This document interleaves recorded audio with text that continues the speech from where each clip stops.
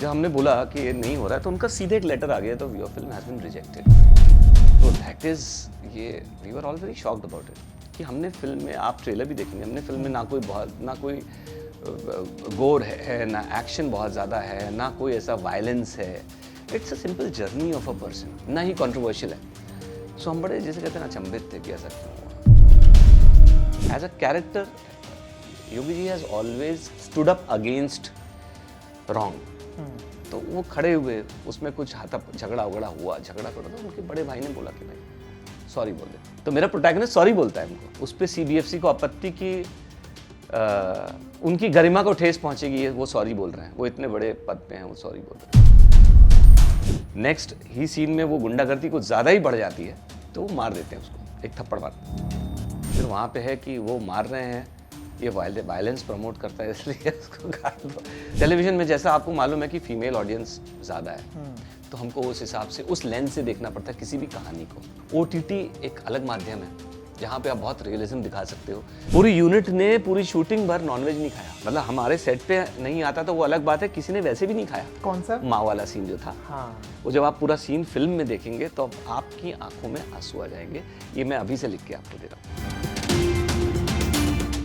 मुझे तो सबसे पहले यही बताइए, अजय का आइडिया, बोलते हैं ना एक बीज, जो पेड़ बनता है, पौधा पूरा, वो बीज कहाँ से आया? देखिए ये बीज, मैं बोलूं तो, मैं सच बताऊं तो मेरे दिमाग में नहीं आया ये बीज। ये फिल्म मेरे पास आई है, मैं इस फिल्म के पास नहीं गया। It is God's will. ये बीज मेरे पास आया। तो हमारे जो प्रोड्यूसर्स हैं ऋतु मेंगी, सम्राट सिनेमैटिक्स, ये लोग 1 साल हो गया था, लास्ट सितंबर में मिला इनसे, 1 साल हो गया था। ये लोग फिल्म की राइटिंग कर रहे थे and then I met him and because I had done Maharani, मैंने किया हुआ था पहले से, तो इनको लगा कि I will be a value addition on board. So that is how it came to मी।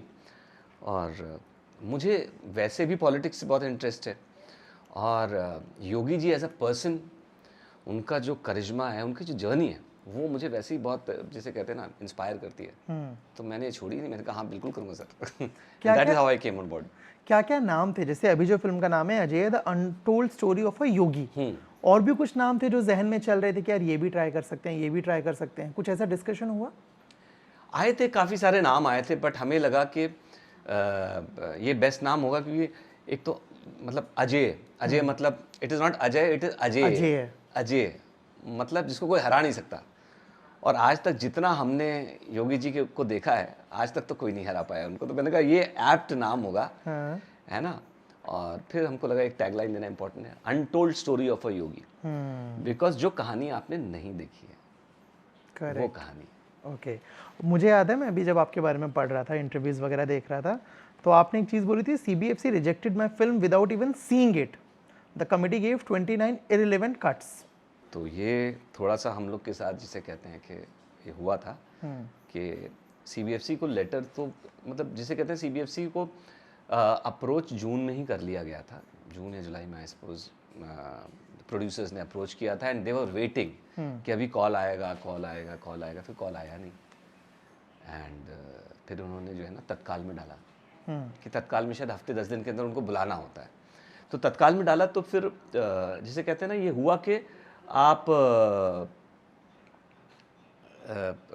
आ जाइए, डेट मिल गई हमको, and we were very happy कि पिक्चर देखी जाएगी। डेट मिली और उसके बाद जो है वो हम लोग एक्साइटेड थे, हम फिल्म रेडी कर रहे थे वहाँ भेजने के लिए। जिस दिन हम फिल्म रेडी कर रहे थे उसके अगले दिन डेट थी।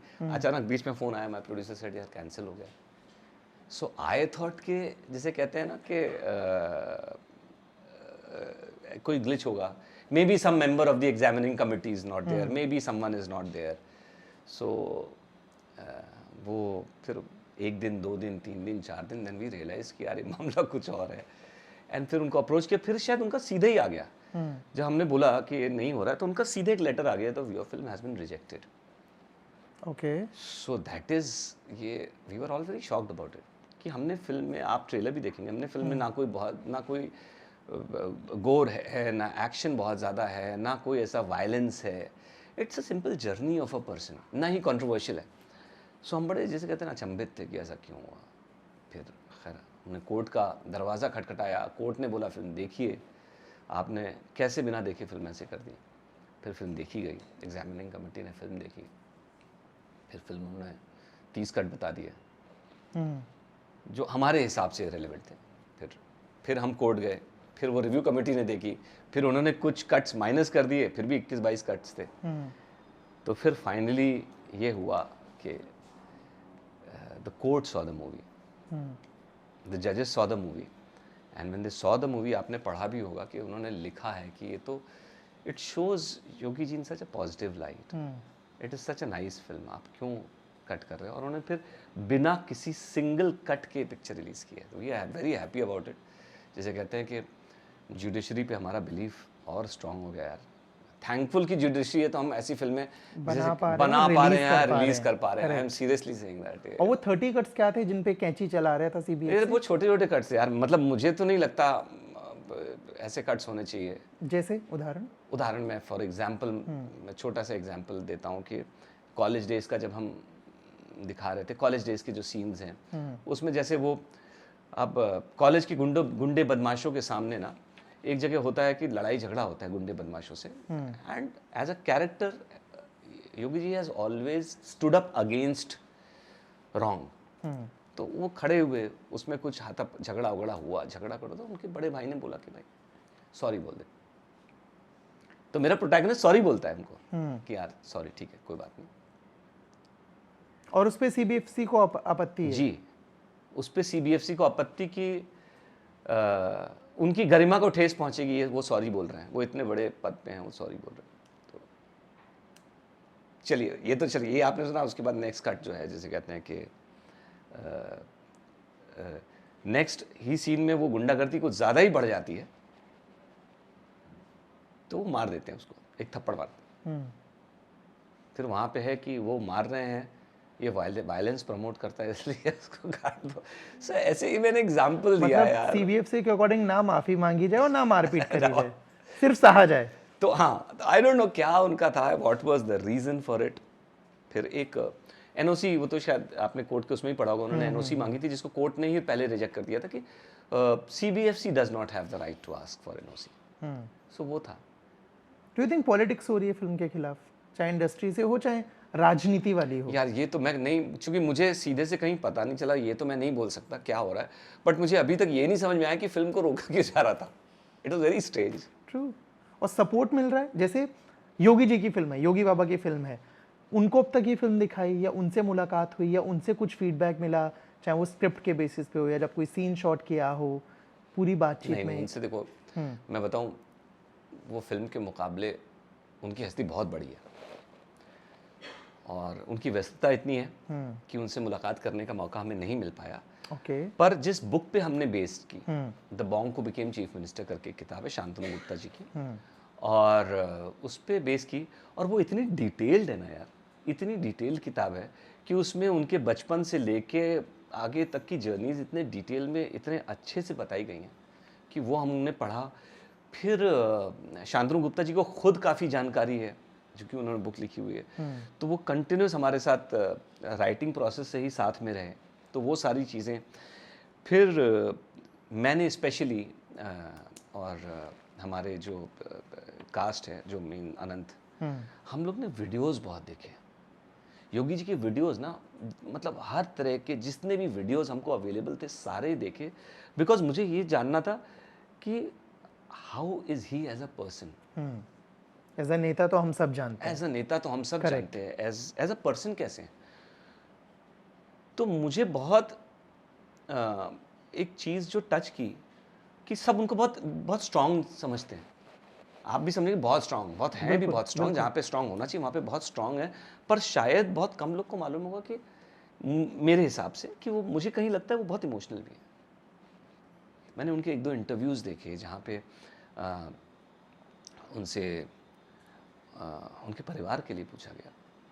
हम लोग ने बहुत रिसर्च भी की, तो हमने जब रिसर्च की तो आपको मैं बताऊं, उनकी बहन जो हैं वो आज भी, उनकी मंदिर के सामने एक फूलों की दुकान है उत्तराखंड में। इतनी सिंपल लाइफ है, उनकी आज भी। तो उनसे एक्चुअली एंकर ने, एक बहुत बड़ा टॉक शो होता है हमारी इंडस्ट्री में जिसमें उन एंकर ने पूछा कि आप चीफ मिनिस्टर हैं और आपकी बहन आज भी इतनी सादगी से ऐसे सिंपल तरीके से रह रही हैं, तो यू नो बहुत शायद कम लोगों ने नोटिस किया हो, he took almost a minute to gather himself and वो गैदर करके, दैट वाज द पॉइंट जो मैंने कैच किया कि वो यार वो that he has an emotional quotient about him. और उसके बाद उन्होंने जवाब दिया, बड़ा खूबसूरत जवाब दिया उन्होंने कि मेरे प्रदेश की जितनी फीमेल्स हैं, जितनी लड़कियां हैं, सब मेरी बहनें हैं, तो मैं करूँगा तो सबके लिए करूँगा। सो वो चीज़ मुझे इतनी भा गई, तो वो क्वेश्चन, वो चीज़ें उठा के मैंने फिल्म में डाली हैं। सो उनका मुझे समझ में आया कि इमोशनल है, तो इमोशनल होंगे तो वो बचपन से ही इमोशनल होंगे। करेक्ट। आदमी आगे जाके नहीं, वो उसका एक ट्रेट होता है जो हमेशा से होता है। तो वो ट्रेट हमने शुरुआत से डाला। ऐसी बहुत सारे छोटी छोटी चीज़ें, ट्रेस हमने पकड़े और वो सिनेमा में डाले। ऐसे भी सीन्स हैं फिल्म में जहाँ पे असली क्लिप्स यूज़ किए गए हैं योगी जी के? नहीं, असली क्लिप्स हमने नहीं यूज़ किया।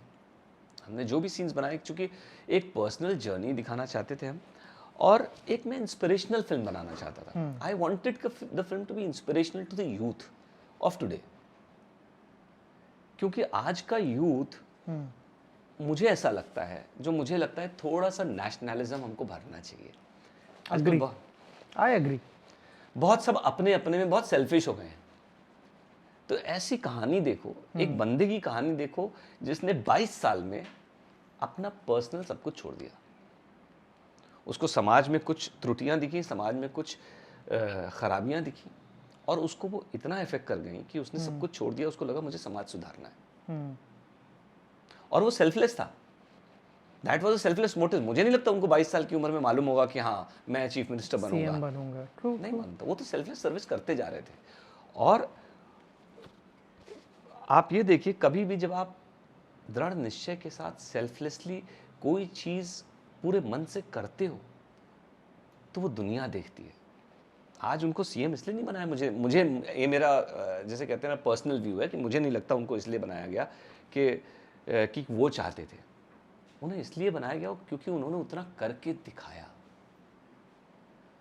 होगा ना, मेरे ख्याल से उन्होंने उतना किया होगा ताकि उनका जो शीर्ष नेतृत्व है, जो उनके सीनियर लीडर्स, उन्हें लगा। और कितना सही लगा यार, आप इसे कितना सही लगा कि उनके आने के बाद से यार, मैं खुद यूपी से बिलोंग करता हूँ, आई एम सो प्राउड कि प्रदेश की छवि बदल गई। ये जो फिल्म है, जो अभी हमने बात करी, आपने बताया कि बुक से अडेप्टेड है जी। सिनेमैटिक लिबर्टी कुछ ली गई है? बहुत ली गई है। सिनेमैटिक लिबर्टी ली गई है ताकि सीन्स हमारे ड्रामेटिक बने, इंस्पिरेशनल बने। तो ये सब करने के लिए हमें ना कुछ ना कुछ सिनेमैटिक लिबर्टी, कुछ ड्रामेटिक जरूरत होती है। तो scenes, we have created fictional scenes which depict his personality. Anant कहाँ से आए फिल्म में? और भी एक्टर्स को अप्रोच किया गया था? फर्स्ट चॉइस थे? ऑडिशंस कितने लिए गए? क्या प्रोसेस था? वर्कशॉप्स लगी या नहीं लगी? मेरे को वो प्रोसेस जानना है। प्रोसेस लंबा था। बहुत सारे एक्टर्स को हमने अप्रोच किया, बहुत सारे एक्टर्स के लुक टेस्ट देखे, बट क्या है, मुझे एक ऐसा एक्टर चाहिए था जिसके अंदर, जिसकी आंखों में इनोसेंस झलकती हो, सिंसियरिटी झलकती हो, जो कैरेक्टर को इंटरनलाइज करे, मिमिक ना करे कैरेक्टर को।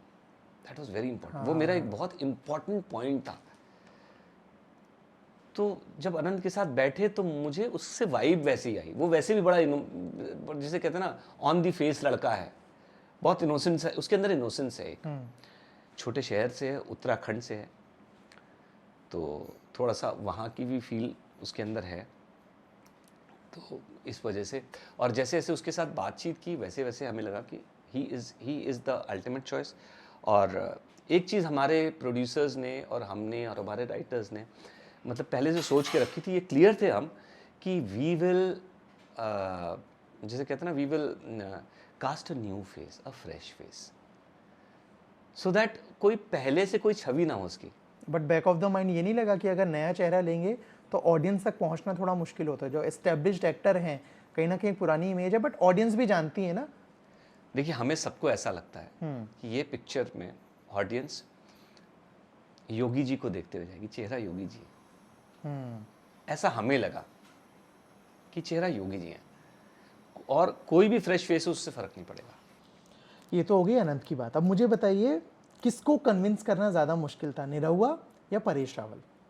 दोनों को बिल्कुल मुश्किल नहीं था। क्या बात कर रहे हो? बिल्कुल मुश्किल नहीं था, बिकॉज देखिए, मुझे ऐसा लगता है कि योगी जी की पर्सनालिटी ऐसी है और कि कोई भी उनके लिए करना चाहेगा। और जिसे कहते हैं ना, हम सबको ऐसा लगता है कि उन्होंने समाज के लिए, उन्होंने लोगों के लिए इतना किया है, तो हम लोग का कर्तव्य बनता है करना। और दूसरी चीज़, अवैधनाथ जी का कैरेक्टर अपने आप में बहुत इम्पोर्टेंट है और बहुत अच्छा कैरेक्टर है। आप अगर पहले से भी उनको जानते होंगे, he was a very very big toll leader. और जो भी ग्रूमिंग अप हुई है योगी जी की, वो उन्हीं की मुख्यतः वहीं हुई है। और आप सोचिए, जब शिष्य ऐसा तो गुरु कैसा होगा। तो अवैधनाथ जी का कैरेक्टर, तो जिसे कहते हैं ना कि मुझे नहीं लगता कि, और उन्होंने एक बार में हाँ कर दिया। और उसके बाद जब पहला लुक टेस्ट हुआ और उन्होंने दाढ़ी मूंछ लगाई, वो मुझे बता रहा हूँ मैं आपको, साक्षात अवैधनाथ लगे। और निरहुआ जी का तो जिसे कहते हैं ना, वो भी काफ़ी जिसे कहते हैं प्रभावित हैं योगी जी से। हाँ।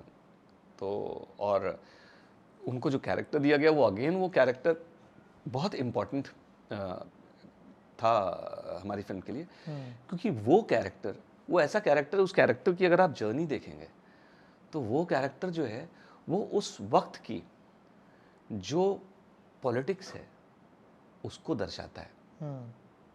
98 से लेके 97 से लेके जो पॉलिटिक्स थी और उसका क्या प्रभाव था सोसाइटी पे, वो हमने उस कैरेक्टर के जरिए दर्शाया है और कैसे वो चेंज होता है।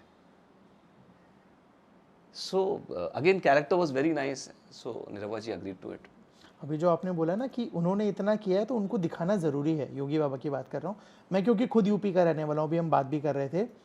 और मैं एज एन ऑडियंस भी ये जानना चाहता हूँ कि फिल्म का टाइमलाइन क्या रहेगा, वो शुरुआत से लेके अभी तक का रहेगा या इलेक्शन तक का रहेगा या सिर्फ उनकी जर्नी, मतलब किस हिसाब से आप फिल्म में दिखा रहे हो प्रेजेंटेशन? उनकी जर्नी इतनी जैसे कहते हैं ना कि इतनी बड़ी है और इतने ज़्यादा पन्ने हैं उनकी जर्नी में कि एक फिल्म में आना पूरी जर्नी तो बहुत मुश्किल है, समेटना बड़ा मुश्किल है। हमने जहाँ तक समेटा, हमने जिसे कहते हैं बचपन से लेके सीएम बनने तक की उनकी जर्नी को समेटा है। और उसी में हमें लगता है कि वो भी, मतलब जिसे कहते हैं ना कि बहुत मेहनत करनी पड़ी। तो हमने क्या किया, बहुत सारी टाइमलाइंस जो है मिक्स की। एक टाइमलाइन नहीं रखी, मतलब टाइमलाइन के हिसाब से जाते तो बड़ा मुश्किल हो जाता है, मतलब 4 घंटे की फिल्म भी कम पड़ती है आपको। तो हमने कुछ टाइमलाइंस जो हैं वो आपस में मिला दी और सीन्स वैसे बनाए, 3-4 टाइमलाइंस को मिला के एक सीन बनाया। तो ऐसे कि that is how we have done it. As a director एक चीज़ समझना चाहूँगा, फॉर्मेट के हिसाब से चीज़ें बदलती हैं। जैसे कोई टीवी शो डायरेक्ट कर रहे हो, कोई OTT शो डायरेक्ट कर रहे हो और कोई फिल्म डायरेक्ट कर रहे हो, प्रोसेस कितना बदल जाता है? बहुत ज़्यादा बदल जाता है। क्या ईजी होता है और क्या चैलेंजिंग होता है, या क्या मोनोटोनस हो जाता है टीवी एक टाइम के बाद? आप जितना करते रहते हैं, मैंने जैसे बहुत टीवी किया है तो मेरे मोनोटोनस होने लग गया, मेरे लिए कोई नई चीज़ नहीं होने बची उसमें करने को। तभी मैंने टेलीविज़न डायरेक्शन जो है वो बंद किया। क्या है, तीनों चीज़ें 3 अलग अलग ऑडियंस के लिए और 3 अलग अलग एक्सपीरियंसेस हैं। टेलीविज़न में जैसा आपको मालूम है कि फीमेल ऑडियंस ज़्यादा है, तो हमको उस हिसाब से, उस लेंस से देखना पड़ता है किसी भी कहानी को। OTT एक अलग माध्यम है जहाँ पे आप बहुत रियलिज्म दिखा सकते हो, जहाँ पे आप बहुत डिटेल दिखा सकते हो, because one story spread over, जिसे कहते हैं ना 8, 9, 10 एपिसोड, लगभग 6-8 घंटे का मिल जाता है। तो बड़े अच्छे से कर सकते हो। फिल्म अपने आप में एक अलग एक्सपीरियंस है, और फिल्म से मैं मानता हूँ सिनेमा फिल्म्स, थिएट्रिकल्स, 70 mm फिल्म उसी को कहते हैं भाई। मेरे लिए जो है जिसे कहते हैं OTT, वो फिल्म नहीं है। हाँ, मैं आई थिंक बहुत लोग ना करें, बट मैं सहमत करता हूँ इस बात। करेक्ट। तो वो जो था, तो सिनेमा अलग एक्सपीरियंस होता है, तो उसके लिए जब हम बनाते हैं तो बिल्कुल अलग तरीके से बनाते हैं। तो वो उस एक्सपीरियंस के हिसाब से बुलाते हैं। और सब में अपने अपने चैलेंजेस होते हैं और सबका अपना अपना अलग एक्साइटमेंट होता है। जैसे मेरे लिए अभी मैं बताऊं तो सिनेमा का ही एक्साइटमेंट बहुत ज़्यादा बचा हुआ है, जो मैंने नहीं लिया है, जो मेरे लिए नया है, which I would like to explore. TV इतना ज़्यादा किया है कि मुझे OTT टेलीविजन का ही एक दूसरा रूप लगता है, एक्सटेंडेड वर्जन लगता है, जहाँ थोड़ी डिटेल में काम हो सकता है। अदरवाइज वहाँ पे भी आपको फ्रीज पॉइंट्स बनाने पड़ते हैं। तो ये है। और जॉनर के हिसाब से सेट पे प्रेजेंस बदलता है माइंड का। जैसे 21 तोपों की सलामी सटायर था एक फिल्म, ठीक है, अभी ये अजय है, कहीं ना कहीं एडेप्टेड है, बायोपिक भी शायद कुछ लोग बोले नहीं बोले, that is a different thing, but क्योंकि पूरा जॉनर बदल गया है जी। तो सेट पे खुद का थॉट प्रोसेस बदलता है। हाँ, सेट पे बदलता है, सेट से पहले बदलता है। सेट से पहले अपना थॉट प्रोसेस बदलता है। और मेरे साथ क्या है कि मुझे ना, मैं पहले से बहुत ज़्यादा, जिसे कहते हैं ना कि थ्योरीज ऑफ फिल्म मेकिंग में नहीं घुसता हूँ। मैं घुसता हूँ सब्जेक्ट में। मुझे सब्जेक्ट बताता है कैसे शूट करना है, इट कम्स टू मी। तो अब मैं वो, जिसे कहते हैं ना, जब मैं कहानी पढ़ता हूँ उससे जो मुझे फीलिंग आती है, मैं उस हिसाब से वो चीज़ डायरेक्ट करता हूँ। इससे जैसे मुझे बिल्कुल अलग फीलिंग आई। वो एक सटायर था, उसमें एक अलग फील थी, इसमें एक अलग फील आई। और हमने कोशिश ये की कि इसको सारी लाइव लोकेशंस पे करें, और हमने जानबूझ के, जिसे कहते हैं ना, एक आध्यात्मिक जगह पे करें। उसका एक अलग फील था। ऋषिकेश में हमने शूटिंग की, हमने जो मठ दिखाया ऋषिकेश में दिखाया, और वो अपने आप में एक मठ ही था। तो जब आप मठ में घुसते हैं, आपके पास, आपके अंदर अपने आप एक फीलिंग आ जाती है। वो मतलब वो मैं आपको बता नहीं सकता, वो आप एक्सपीरियंस सिर्फ कर सकते हो। और पूरी यूनिट को ऐसी फील थी। पूरी यूनिट ने पूरी शूटिंग भर नॉनवेज नहीं खाया। मतलब हमारे सेट पे नहीं आता तो वो अलग बात है, किसी ने वैसे भी नहीं खाया। ओके। हाँ, मतलब from smallest production assistant, lightman से लेके टू द टॉप पीपल, हमारा मन ही नहीं किया। मैं तो वेजिटेरियन हूँ एज सच, बट हमारा मन ही नहीं किया। ऐसी फीलिंग।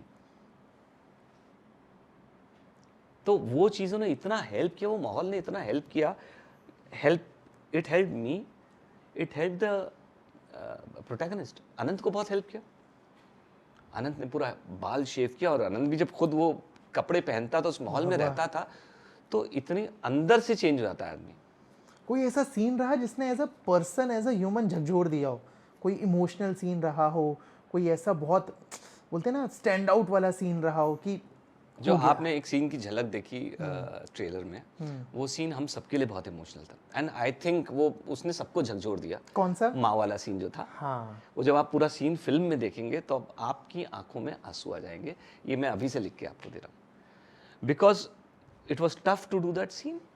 बिकॉज क्या होता है कि एक इमोशनल सीन को for a director also, for an actor also, उसको कैप्चर करना बहुत मुश्किल होता है। बिकॉज एक तो चैलेंज ये होता है कि अगर 3 से 4 या ज़्यादा टेक हो गए तो फिर वो मैकेनिकल हो जाता है। किसी भी एक्टर के लिए भी मैकेनिकल हो जाता है। करेक्ट।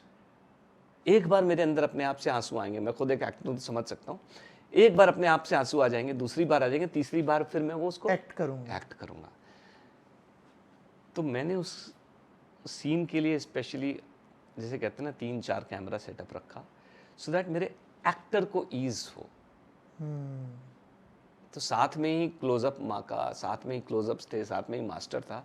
और मैं आपको बताऊं, वो सीन फर्स्ट शॉट में ओके हुआ है। वाओ। फर्स्ट शॉट में ओके हुआ है, सबके आंखों में आंसू थे। और सीन मेरे कट बोलने के बाद भी 30 सेकंड को कुछ बोला नहीं है, ऐसे साइलेंस था।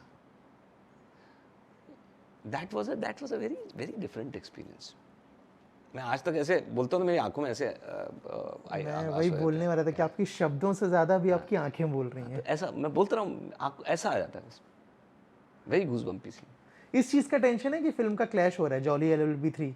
नहीं, मुझे नहीं लगता। मुझे लगता है हर अच्छी फिल्म का अपना एक ऑडियंस होता है। स्क्रीन्स डिस्ट्रीब्यूशन, उसका फर्क पड़ता है? फर्क पड़ता है, लेकिन देखिए इतना ज़्यादा नहीं फर्क पड़ेगा, बिकॉज वो अलग फिल्म है, हमारी अलग फिल्म है। और ऐसा नहीं है कि कोई भी ये इनमें से कोई भी फिल्म ऐसी है कि किसी भी मल्टीप्लेक्स में सारी स्क्रीन्स ले लेगी, है ना? ये भी होता है बहुत। हाँ, तो सबकी अपनी अपनी जगह है। और उसके बाद मुझे ऐसा लगता है दोनों जॉनर्स अलग हैं, तो ऑडियंस अपने आप ही हो सकता है दोनों चल जाए, दोनों फिल्में देखे सब।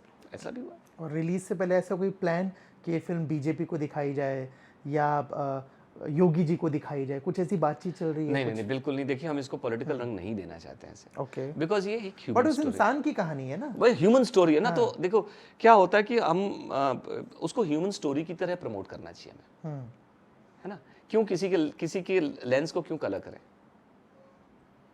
बट उनकी तरफ से भी कुछ नहीं है। जैसे मैं उदाहरण देता हूँ, अगर कल को मेरे पे कोई फिल्म बने तो मैं चाहूंगा ना देखना कि यार बनाया क्या है। नहीं, बिल्कुल आप चाहेंगे। शायद मैं वही तो बोल रहा हूँ हाँ। कि उनका व्यक्तित्व इतना बड़ा है कि उनके लिए फिल्म नहीं मैटर करती है। आप समझिए ना, उनका वो फिल्म से कहीं, उनका पर्सोना फिल्म से कहीं ज्यादा लार्ज बड़ा है, बहुत बड़ा है। एक फिल्म के आने या जाने से उनको फर्क नहीं पड़ेगा, उनका काम बोलता है। Fair enough, it is like that, he is legendary. True. फिलहाल इस बातचीत में इतना ही, और अगर इन केस मेरे से कुछ छूट गया हो जो आप फिल्म के बारे में ऐड ऑन करना चाहते हो, अपकमिंग प्रोजेक्ट्स के बारे में कुछ जोड़ना चाहते हो, तो प्लीज़। नहीं, कुछ छूटा नहीं यार, तूने बहुत अच्छा इंटरव्यू लिया। It was very good talking to you. And बस मैं यही चाहूँगा, मैं ऑडियंस को एक बात बोलना चाहूँगा कि हमारी फिल्म आ रही है और ज़रूर देखें। और ये एक रियल हीरो की फिल्म है। रियल हीरो की फिल्में आती रहेंगी, जाती रहेंगी। बहुत कम ऐसा होता है कि एक रियल हीरो की फिल्म आती है, तो इसको ज़रूर देखिएगा। Thank you. मेरा बहुत मन है कि ये फिल्म देख के जब मैं निकलूँ ना, मैं आपको फ़ोन करूँ, मैं बोले यार ये फिल्म इतनी देर क्यों कर दी बनाने में, और जल्दी लानी चाहिए थी। चलिए, भगवान करे ऐसे ही हो, आपको फिल्म पसंद आया। Thank you so much for the Thank you, thank you, thank you so much. Thank you. Hi, my name is Ravindra Gautam, and you are watching me on Galata India.